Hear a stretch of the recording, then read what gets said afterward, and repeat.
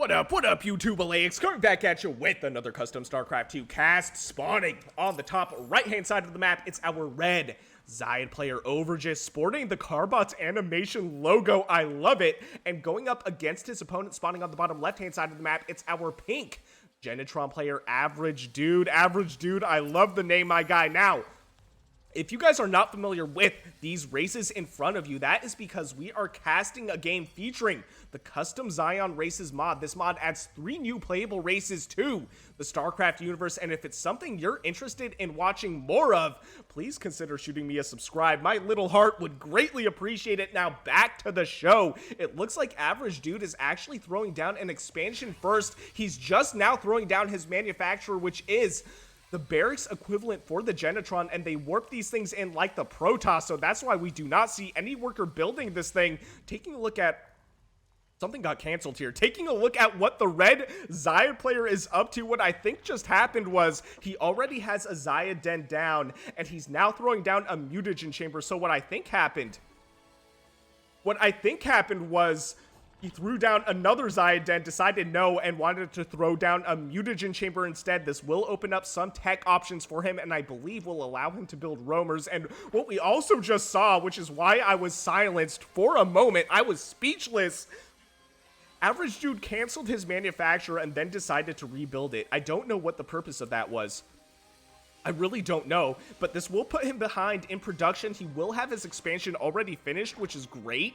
I mean, Overgis' expansion is just halfway done, and now we have roamers on the way, so we don't have anything that's going to be building out of this manufacturer for the next few seconds. I mean, by the time the roamers are done and on the way, he will have a manufacturer done, but man, this is going to get crazy, you guys. Now, the Ravager is basically like watching Adepts fall onto the game, so these are units that you will see guaranteed in any game you play going up against the Xayid. They are a great scouting unit, and they're a decent harassment unit. And what do we have here? We have what is going to be a repulsor. This is anti-ground static defense structure for the Genitron, but it's not done yet. And we have the roamers right here, and we have 1 Spitfire on the way. We also have +1 attack on the way, actually, for the Genitron. But here we go.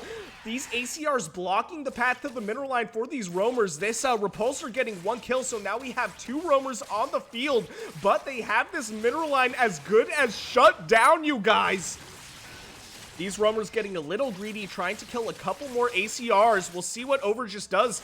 He actually goes to the choke point of the mineral line. Great play by Overgis. We do have this Spitfire, though, able to take out the remaining roamers. Taking a look at the workers killed, 8 workers killed, and we're not even at 4 minutes into the game. I'm running out of breath. What else do we have on the way? We have what is going to be a Farian on the way, and we also have, where's this Farian? Where is the Farian coming from? Oh, okay, here we go. So we have what is going to be a Farian coming from the biomass hatchery. So the Farian is the only flying unit for the Xayid that does not come out of a structure called the avian nest. And here we go. So if you guys did not see my introduction to the Xayid video, one thing you can do with the Farians is cloak them. So what I just selected there, it's already inside the Farian, is a Mendling. So this is a healing unit for the Xayid, but it also has an ability called Covering Spray, which cloaks the selected unit. So what Overgis could do, if he decides to do it, is cloak the Farian, put his units back in the Farian, and then drop. It's a cloaked drop. It's actually maybe possibly broken, but I don't want to say it's imba. I don't like to say that necessarily.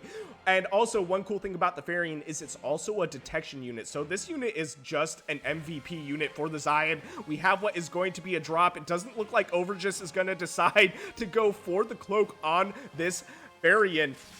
And here we go. It doesn't seem to matter, though, because AverageDude did not react to this. We now have 11 workers going down, just now reacting to the drop in his main mineral line. This overachieving roamer trying to destroy the, what is that? The filtering plant for the Genitron. The filtering plant is the gas mining structure for the Genitron. But great drop by Overgis. Overgis is just being a pain in the ass for AverageDude, man. I swear. He can't catch a break. Taking a look at the worker supply, it's now 33 workers to 43. And even though AverageDude expanded before his opponent in the early game, we have what is going to be a third base coming down for Overgis before AverageDude. And he's also 10 workers ahead of his opponent. So AverageDude playing a near perfect game. Taking a look at the resources lost, he's lost 300 resources while AverageDude has lost just about 700 resources. And now we have the Farian, which is floating over the Xayid army. We also have the Spitter. The Spitter is a super cool unit. It has like this glob of acid that it shoots out from this living tail and does, I believe, AoE splash damage. Now, don't tell me this thing doesn't look like a Pokemon. There's straight up Pokemon that have beast tails, man. I swear. Anyway, we also have what is going to be another Farian drop. This is pure roamers, though, so we will not see any cloak coming down from a Mendling on this Farian. But regardless, what do we have here? We also have a lot of interdictors, though. So these interdictors are anti-air static defense for the Genitron. We'll see if this Farian survives this, though.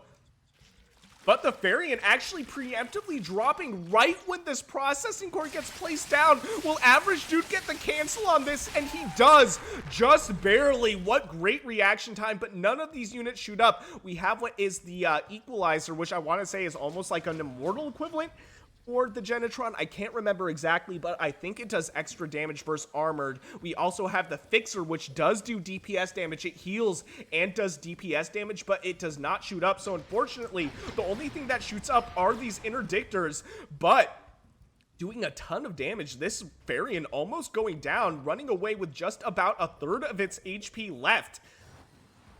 But man, this is rough. So we have what is AverageDude stuck on 2 bases. He does have the Avenger now. So the Avenger is an anti-air flying unit for the Genitron. It's a super cool unit and it does decent DPS. And we have what is going to be some retaliation coming from AverageDude. This is what we like to see, but we also have these roamers being dropped off and the Spherian chilling over this expansion. I wonder what Overgis' plan is. I guess he's deciding, hey, look, I destroyed the third base. Maybe AverageDude was going to try and trick me and throw down a third base on the other side, but we have what is going to be a push at the 4th base location for the for the Xayid, and a drop in the Genitron's base, and we have what is going to be this node potentially going down. This Avenger will not do any damage to the roamers, but it will keep the Farian at bay, and we have a really good engagement for AverageDude here, though, destroying the red Xayid army and potentially going to go for the kill at the natural base location, forcing the worker pull from Overgis. So AverageDude, he is mad. He's out for blood. He's like, look, you destroyed so many of my workers in the over game. You made me feel like a fool in the early game. I am here with a vengeance, destroying so many workers. How many workers went down? He's now ahead in workers killed. 24 workers killed this game. Oh my god, I am running out of breath. Literally, this third base is in serious trouble. The 4th base did go down. It does look like Overgis is throwing down a replacement base. Ultimately, though, getting chased away.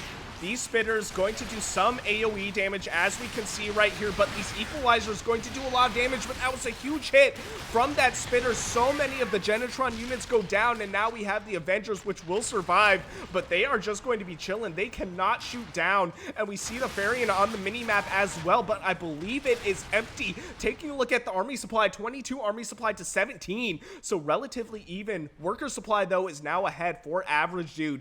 50 worker supply to 39. He's also now finally on 3 bases. We have what is going to be a double expansion, though, coming down for Overgis. So he's replacing both of his scavenger nests. Oh my god, I had to take a breath for a second. I thought I was going to pass out, you guys. I was seeing colors I've never seen before. I was that lightheaded. Oh my god.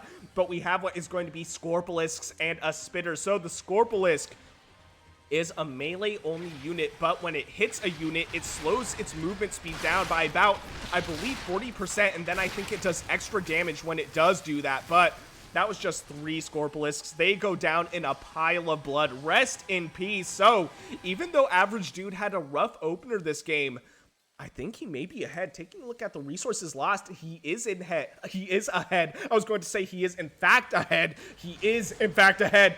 He's at 3,500 resources lost to 7,000 resources lost for our red Xayid player.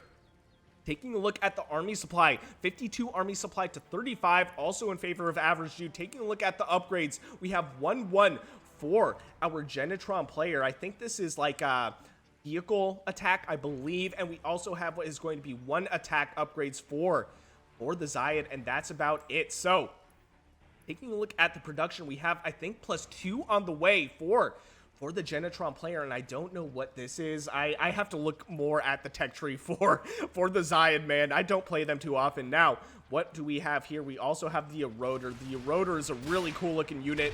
I believe it does extra damage against armored, but I could be totally wrong about that, actually. We have the Farian right here. Will likely go down to these Avengers, and we have what is going to be a big engagement at the third. I want to say this is the third base location, 3rd/4th base location for the Xayid, but ultimately forcing the retreat on the pink Genitron, and we have what is going to be a 5th base coming down for our Xayid player as well. We have what is going to be a 4th base already finishing up for AverageDude.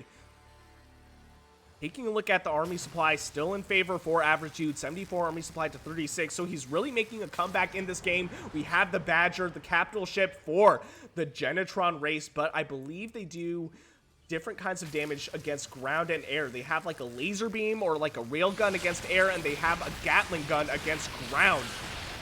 And here we go. We can see those not those missiles, but those bullets coming out of the Gatling gun, doing quite a bit of damage against this ground army and forcing the retreat on the Eroders. I don't believe the Eroders shoot up, so this red army, actually, no, I guess the Eroders do shoot up. It looks like they were attacking this Badger, but ultimately the whole red army of the Xayid getting cleaned up.